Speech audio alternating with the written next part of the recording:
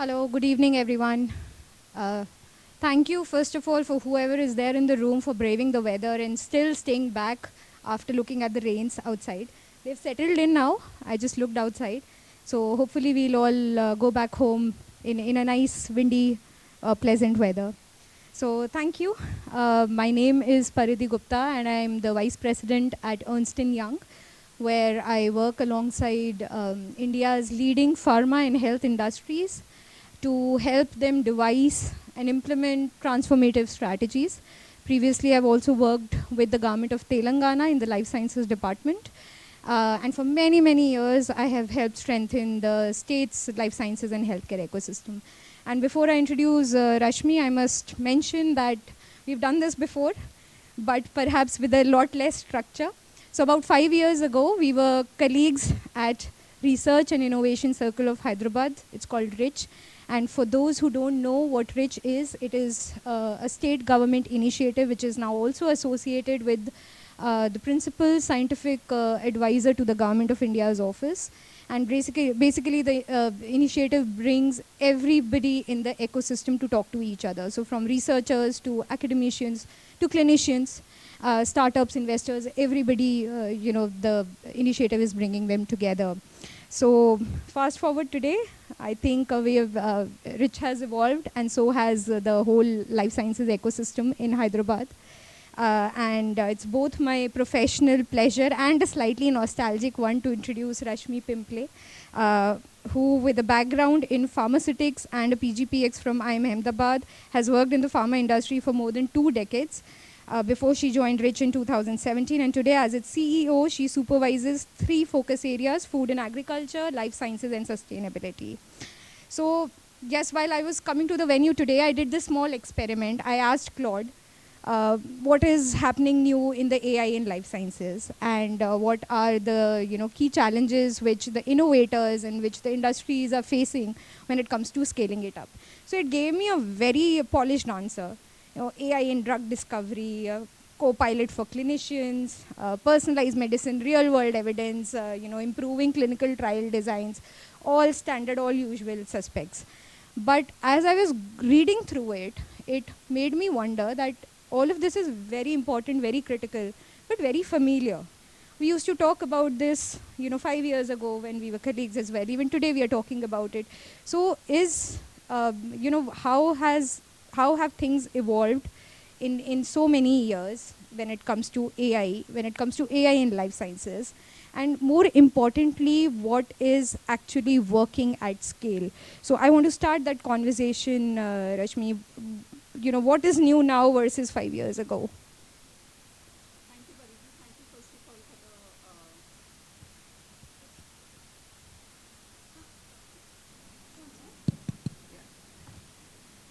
For the introduction and for setting the context, and it's great to have this conversation. It really feels very different because I remember we used to sit across the table and strategize and plan what we are going to do in the life sciences vertical. So life does come full circle, I guess. Looking back at 5 years ago, Hyderabad has been for decades known for its excellence in manufacturing, its pharmaceutical brilliance, the vaccines and everything. In fact, we are known as the pharmacy of the world, the vaccine capital of the world, and so on. However, what we're seeing now is that a lot of that nomination or designation is evolving. From being something at scale in manufacturing, it is now moving to innovation at scale. And this shift has been happening since last few years. We've seen newer technologies. We are seeing precision medicine, cell and genomics, all coming at the forefront. And what I've seen is the shift is not just technological, but the shift is how the ecosystem itself is being evolved, how it is changing, how it has changed, say, we talked about 5 years, how it was 5 years ago and how it is now. So that mindset shift is what we are witnessing. You will remember when we started the AID program. AID is Rich's flagship program. It's called Acceleration Initiative for Devices Diagnostic and Digital Health, wherein startups get very niche support for advancing their journey. When we started that, the startups used to struggle for basic things like understanding the ecosystem, having those connects, talking to the clinicians. From there to now, what we are seeing is a major shift. Startups struggling initially to now asking important questions like how can we scale? What are some of the things that are needed to scale, and so on. So through this program itself, now in the last 5 years, we've supported more than 70 startups through the AID program. But more than just the support that was actually given, I think it was more about creating that collaborative ecosystem where the startups can actually come forward, tell their needs, and get the required support. So I think that there has been a gradual shift in how even founders are thinking about how to go about their startup journey. Apart from the acceleration, I think there are a couple of other programs that we run. One is Samarthan at Rich, which looks at validation support, IP support, regulatory support. There is this Telangana Hospital Industry Innovation Bridge, which was launched at the recent BioAsia, which brings together a host of clinicians and hospitals which can act as clinical validation partners for startups. So from where we were, from what we started to the changes that we are seeing now, I think that mindset shift is actually happening. And what excites me more is the convergence that we are seeing currently, that is all coming together. So I think we still, of course, have a long way to go, but things are gradually changing and we are moving ahead. Absolutely. And in all these ongoing conversations, what comes out as the biggest bottleneck when it comes to scaling the innovation? So, of course, we have incredible science, we have capabilities, we may have capital as well, but there still seems to be some gap when we talk about scaling it up. So, in some of your conversations, if any of the bottlenecks that you would want to highlight. Right. So one of the challenges that keeps coming up consistently is, the gap between innovation and market adoption. That is there in all the startup journeys. But what I have seen is something bigger than that, something different. It's not just a technological challenge. It is actually the ability to find the right partnerships at the right time in the startup journey, because that becomes extremely important. You may have a great idea, but if you don't find the right partner who you will want to scale it up, then that is something that startups usually get stuck at. And if you look at a global scale, what we've noticed is startups usually focus very much on perfecting their technology, but usually have commercialization or global scale at, like an afterthought when it comes to actual scaling. So reaching out to the right partners is something that we are seeing is a greatest challenge. And what usually happens is when startups think about scaling it up globally, they think technology alone, which works in India, will work in countries like Europe or US, but that's not the reality. Each market is different, each geography is different. You need to ask several questions to yourselves before even thinking about reaching out to or expanding in a new market. It could be who are my customers exactly? What are the pricing models there? Who is the champion who is going to get me to the market access over there? So these are some of the questions that really need to be asked early on before even deciding what, scaling up, what geography you want to reach out to. There is the other side of it. At Rich, we also support international startups get market access here. So through our international startup program, we help those startups understand the market, Indian market at large. Usually, what we've seen in the last 5-6 years is that a lot of international startups want to come to India. They want to scale up. They're looking at India as a market in a big way. But again, India is a very different market, and just to get a foot in the door, just to understand something as basic as whether my surgical device is even relevant to a surgeon here in India is something that is a starting point. So those two perspectives we are seeing, and we apply the same principle when our startups want to go outside, because we see those startups struggling to understand the Indian market. It's the same for any startup in India as well. So I think important questions need to be asked before one chooses which geography one wants to go to, and how to go about it. Absolutely. And I remember that when we used to see the pitches of the startups, back then, it was sort of a mandatory protocol that have a slide on AI, how AI is being used in one of your technologies and probably in your delivery. So bringing AI into the conversation, is AI the biggest disruptor, or are we overestimating it? And are we also underestimating factors like disruptions in supply chains, or the geopolitics, or even talent availability?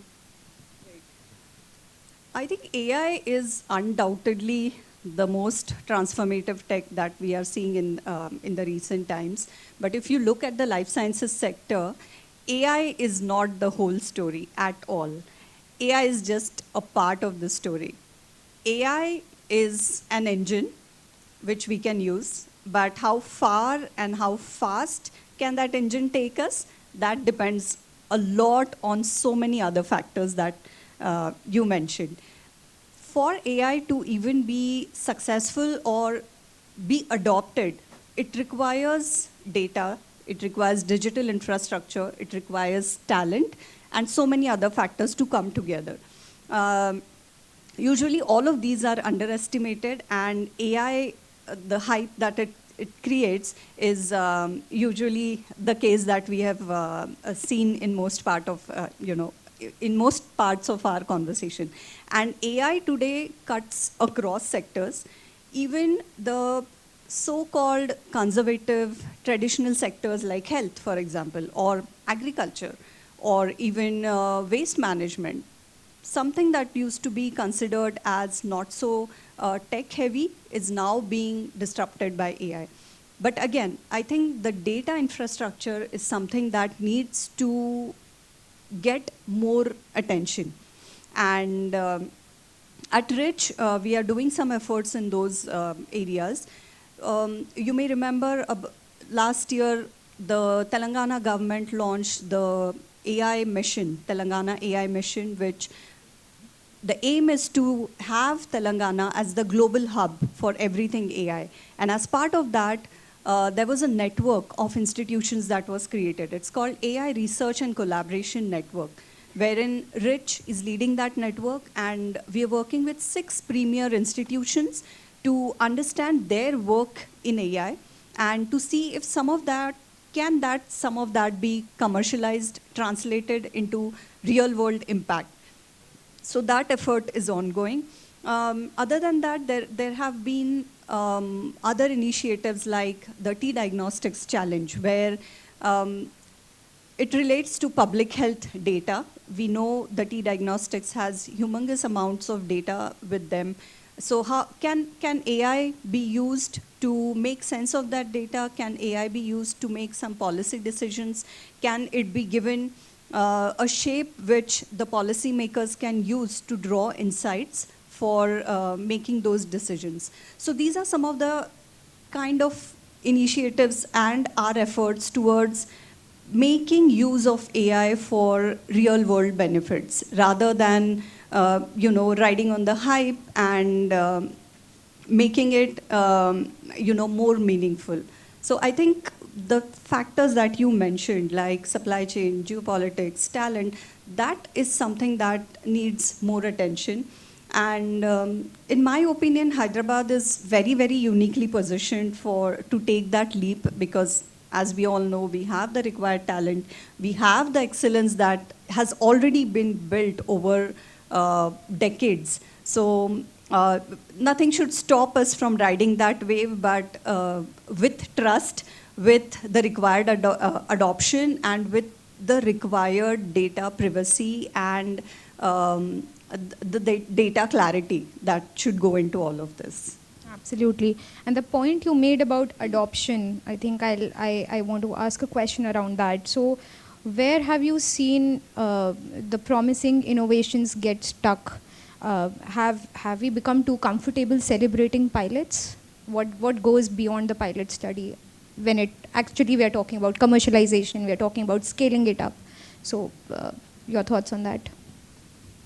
I think pilots are important because every product, service, or every innovation needs a pilot to establish that something like this works. But it can only answer one question, that can this technology work? There are other questions when it comes to scaling up. Things like, will the markets adopt it? Will there be customers? Will they be willing to pay it? Will they be willing to integrate it in their own workflows? So all of these questions demand more attention. So to some extent, I agree that we are celebrating pilots too quickly. And a lot of other factors that come after the pilot is done or after it has proven that stage have become more important. Like I said, we work with a large number of hospitals. Now, Rich has more than 35 hospitals under its fold, which can be used which the startups can avail as validation and piloting partners. We talk to them on a very regular basis, and some of the insights I would like to share here, which we hear directly from the clinicians. So one positive side is that the clinicians and hospitals are very happy about the fact that the innovation ecosystem is being brought to them, because a lot of healthcare institutions here are very new to this structured startup engagement thing. And when we showcase them to that, they're very happy about it. They're very happy to learn about it. And we are also seeing interest from the clinicians, not just in adopting the technologies, but also being clinical mentors to the startups, also investing in the startups in some cases. So there is this ecosystem which is slowly getting built where health tech products, med tech products, and the clinicians have actually started talking to each other. On the other side, there are also challenges that the hospitals and clinicians actually face when working with startups.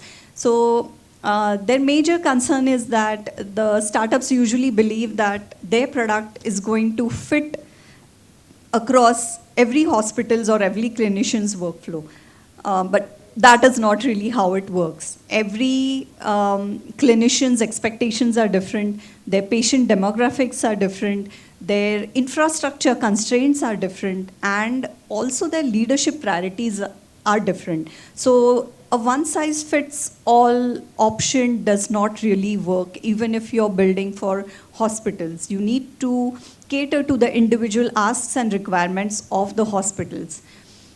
One other interesting feedback that we've received from the clinicians is that many founders are not very open to listen, not very open to feedback.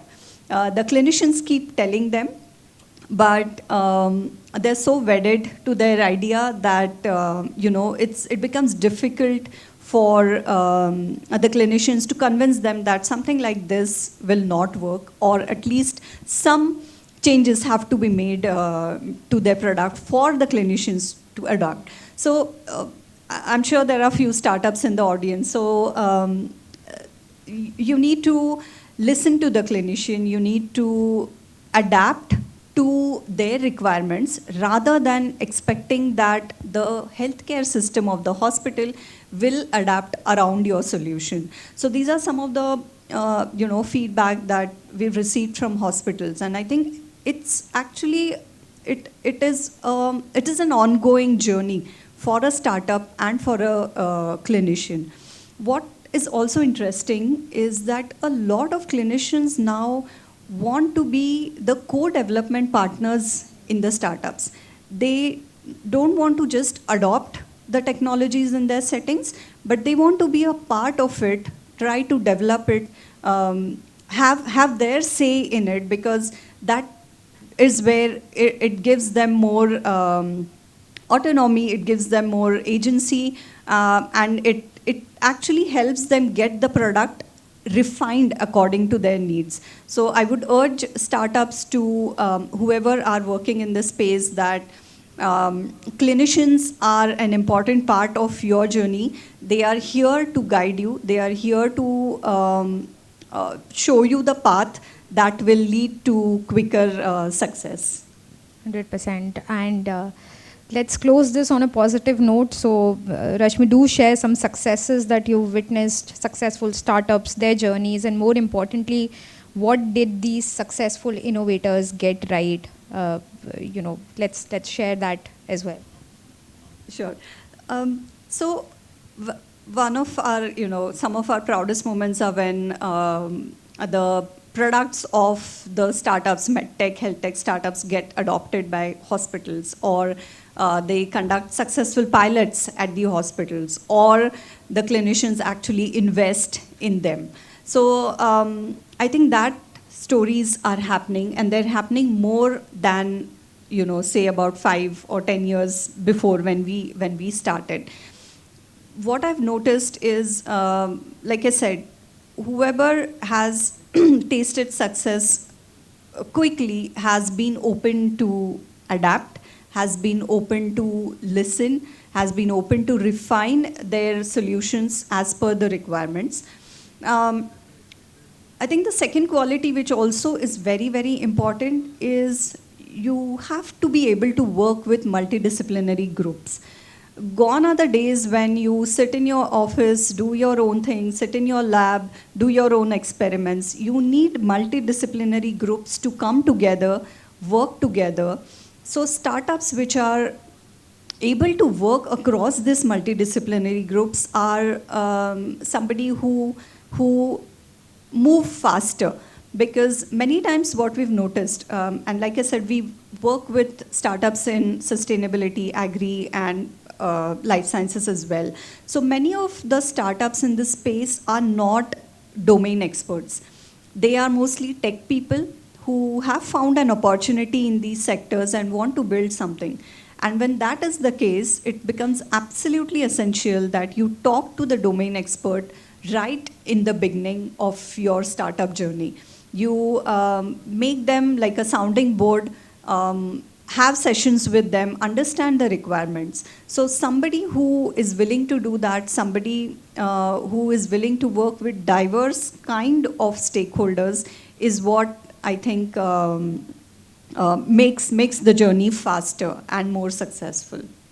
Fantastic. I think we're closing on a positive note. So thank you all for joining in. Are we taking questions? Yes? Actually, you are audible. Go ahead.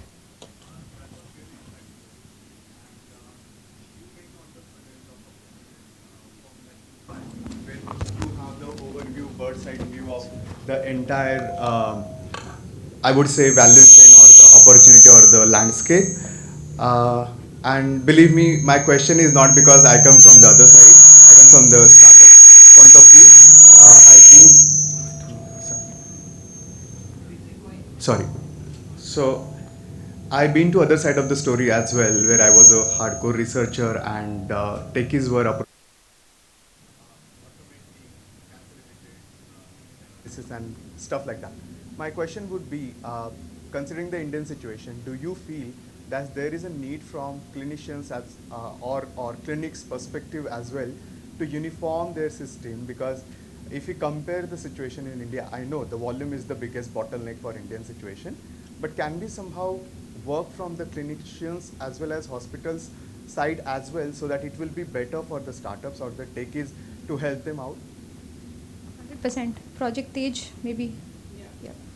Uh, yes, I think some of that streamlining is now happening through ABDM. And of course, that will take time, and more hospitals are coming on board. Um, but having streamlined workflows, having common workflows is something that is not going to happen overnight, because the hospitals have a legacy. They have built the system over certain number of years, and they're used to it. They are very comfortable using it. So bringing in complete overhaul of the existing system, which works really well, becomes a challenge. So maybe a few years down the line, we'll see many hospitals having similar workflows, or something under a common umbrella. But in my opinion, that is going to definitely take some time. I 100% agree. Any other questions? I think we can close. All right. Thank you so much for joining the session. I think this is the last session. So good evening, everyone, and have a great day tomorrow as well at the conference. Thank you so much, ma'am. It was really an interesting session. I guess there's one more question.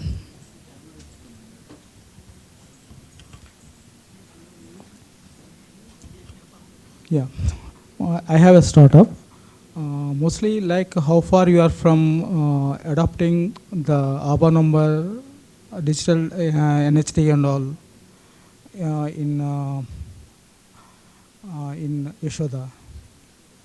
How far you are from there actually? Are you willing to adopt the ABA number migration and all with your EHR? I may not have that information. We will have to talk to somebody from Yashoda Hospitals to get that information for you.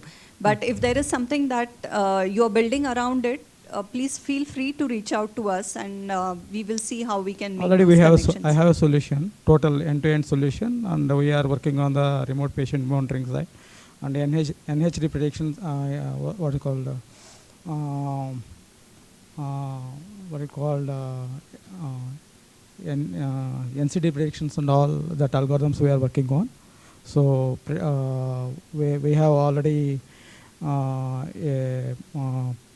pandemic prediction algorithms also implemented in our system based on actually like the captured. We are capturing almost like 130 parameters as of now. We can scale up to any n number of parameters. Based on that, we are driving the predictions and all. Sure, but do actually, reach out to us. We will have a look at the solution, and we'll see how we can connect you to the relevant hospital, be it Yashoda or some other hospital. Yeah, that's what actually the things are like. Hospitals are more or less they are not at all willing to share the details. Suppose let us say if you are like migrating to the ABA number and all, so hospital has to upgrade to that platforms, right? So but actually like that takes a lot of time for the hospital to migrate. So even though people are talking all these things, but actually like the reality wise, yes, like I said, it's a gradual process. It is not going to happen. Overnight. So yeah, that gives you more advantage for the hospitals as well as for the public health side also for the governments. So we already adapted to that levels. So if you can help us, then we'll see. Sure.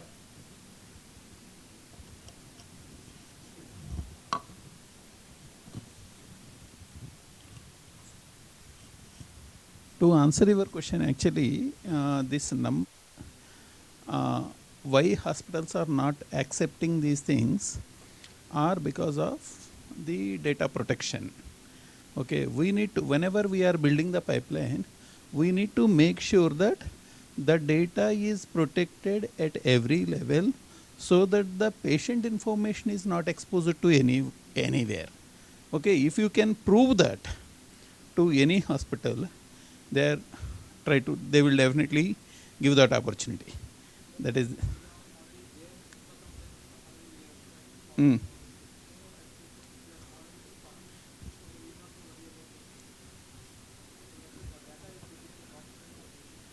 Okay.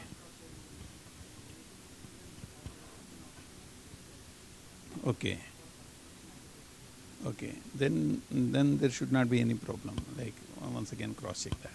Thank you.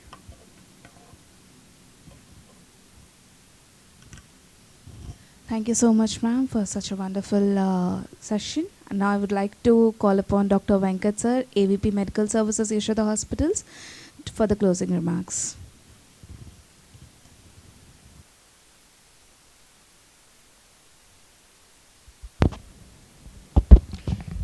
Don't worry, I'll keep it very short. This is my small vote of thanks. Distinguished speakers, respected delegates, healthcare professionals, researchers, industry leaders, and our esteemed guests. As we come to close of today's conference of powering precision and personalizing care, we reflect on the remarkable insights that we have got, innovations and ideas shared throughout the day.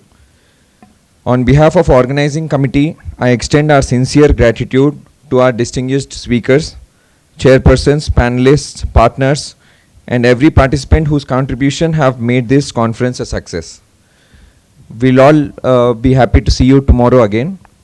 Let's have a wonderful evening and tomorrow. Yeah. Thank you. Thank you so much, sir. I would also request the faculty, speakers, and chairpersons to kindly collect your mementos at the photo booth. Thank you. See you all tomorrow with fresh energy again. Thank you.